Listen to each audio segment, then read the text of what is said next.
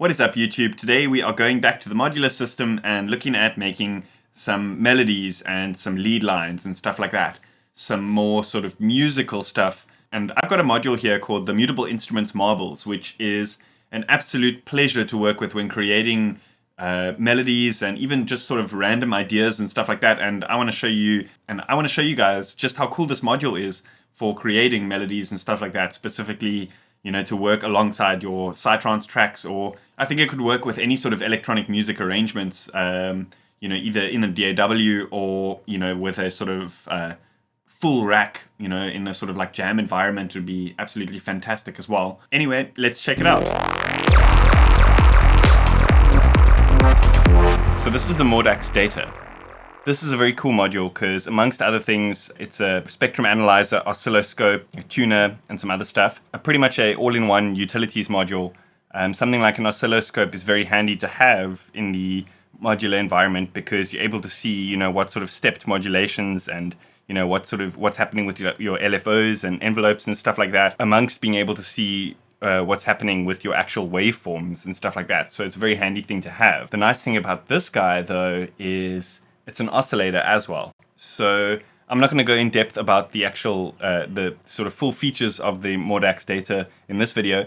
I'm just going to sort of make a couple of melodies and stuff like that with the help of the marbles by Mutable Instruments. And hopefully we can come up with some pretty cool lead lines and melody lines, which I can then maybe upload for my Patreons. So here we're going to go over to wave output. You can see you've actually got a little display of what shapes you have, what frequency they're at, and all sorts of stuff like that. So, you know, in terms of the modular environment, you know, a lot of modules have to be calibrated and tuned, specifically the more analog ones and stuff like that. So having something that's as stable as this is definitely a plus. The difference between a module like Modaks Data and something like Acme's Taiko, which I looked at in my last episode. So in terms of the oscillator of data, it's just a generator. It's not a full voice like the Acme's Taiko. The plus side about the Acme's Taiko is it's a full voice. So you don't need extra VCA and a envelope generator or something like that to be able to get a sort of full functioning sound out of it from the get-go.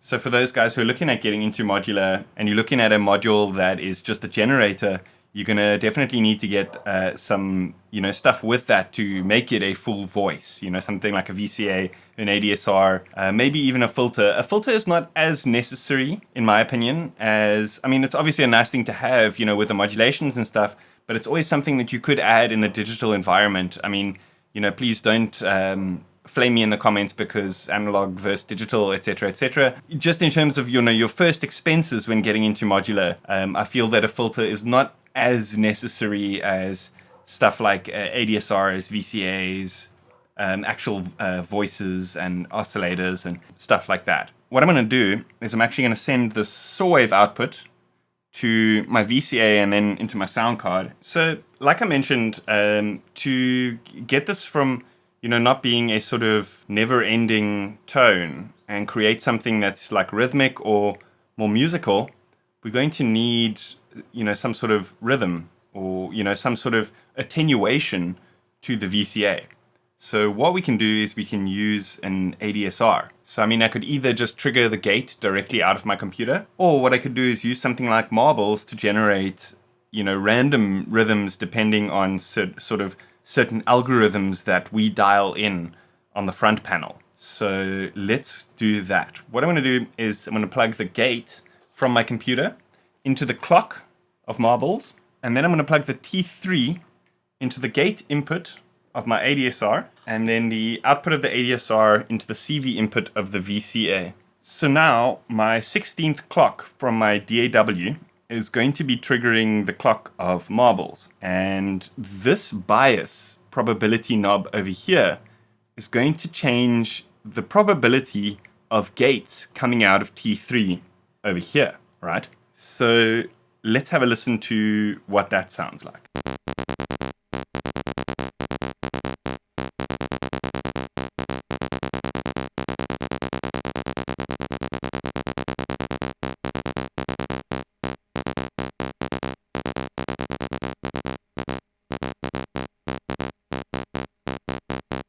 So as you can see, I'm not sure if you noticed T1, as I turned the bias from right to left, T1 was flashing more and T3 was flashing less. So what happens is Marble weighs the probability of gate between T3 and T1. So say, for example, if you had two voices, this would be the amount of chance that each voice would play through that gate, if that makes sense. But I'm just making a single rhythmic voice, so I'm only using one voice. So, I mean, you can just, to help sort of imagine what the bias is doing here. So now let's tune this oscillator to the note of our bass line. I'm using the same bass line as the previous video, so it'll be D sharp. So rather than having to use a tuner like in the previous video, we can literally just change it to a D sharp, Bob's your uncle.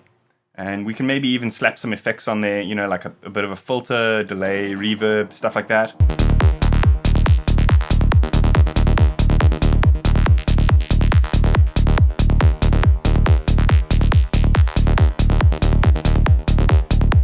Now, I know what you're probably thinking, Dash, this is still just bleeps and bloops and squelches, and there's still nothing really sort of musical happening here. So this is where we're going to start injecting some CV into the Modaks data, and we can start looking at this X section of marbles.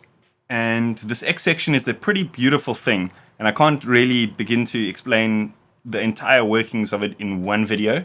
What I can kind of explain to you simply is this steps control is kind of like a quantizer.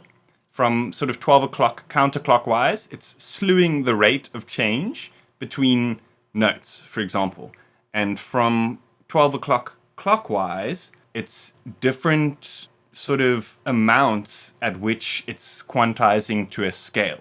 So then the bias weighs the probability that the note is going to be low or high, and then the spread is the amount at which it spreads the CV.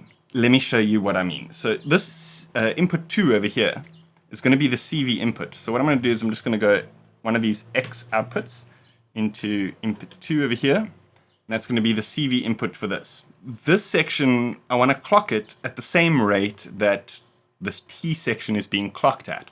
So let's set T2 output to the clock input over here.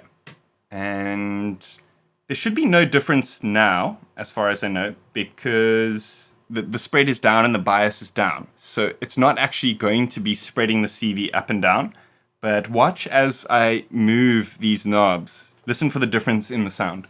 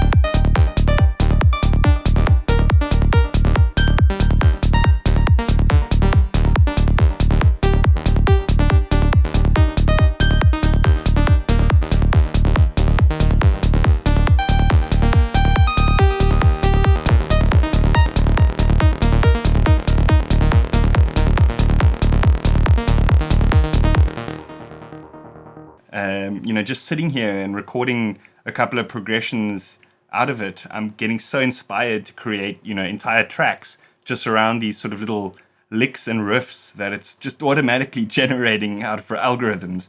I absolutely love it. So as you can see, you can obviously, change the rate at which the sort of gates are working, change the bias. There's all sorts of crazy stuff you can do live, So in terms of, a live jam, marbles could be, the heart of a sort of Eurorack or modular setup, creating, sort of drum sounds that evolve, or, melodies as well that are all sort of triggered on the same sort of probability scales. And using these different modes, you can obviously, unlock even more capabilities I'm not even going to dive into today. What I'm going to do, though, is I'm going to show you a sort of little sneaky trick that I've picked up, and it's how to create FM without actually using FM. You can actually do this in VCV as well. It's pretty cool. So what I'm going to do is I'm going to remove all the sort of melodic elements that are happening right now. What I'm going to do is I'm going to send the output of wave number 1. As you can see, it's a sine wave. I'm going to send the output of wave number 1 into the CV input of wave number 2. And you can see it's got its own little amplitude control. So if the sort of oscillator that you're using doesn't have an amplitude control, you can always send it into another VCA. That's not an issue. But that amplitude control is basically going to be our sort of FM amount control. And as you can see, what's happening here, I mean, I don't know if you've had a look at what a waveform looks like when it's being frequency modulated, but that looks pretty damn close to me. So let's have a listen to what this sounds like.